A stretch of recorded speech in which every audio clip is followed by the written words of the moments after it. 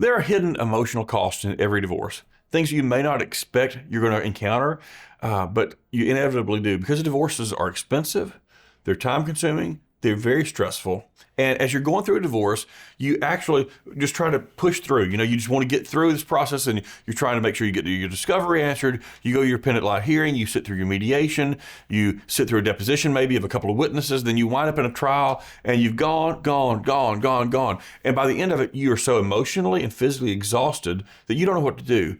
And so many times you get to the end of it, and for a year, maybe 2 years in some counties, you've been a person who is going through a divorce. And you've started to identify as yourself as a person who's going through a divorce. Not a married person, not a divorced person, the kind of this purgatory phase that you're going through right now just to get to where you're ultimately going to be. And now the divorce is over. And you don't know what to do next. Because yes, you have a decree that says you're divorced.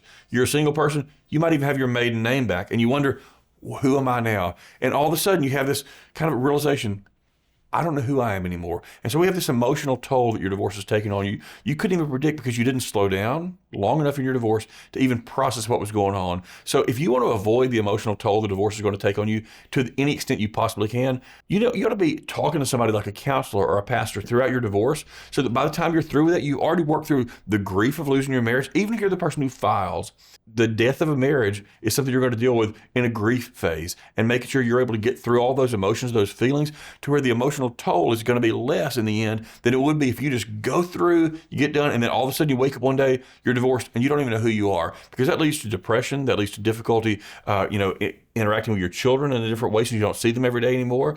And then occasionally you're going to have to see this former spouse who you fought so bitterly against in court, and now you got to show up and act nice to each other at a birthday party. How are you going to do these things? These emotional costs can be very difficult if you don't take the right steps to work through them during your divorce and prepare to be that new person.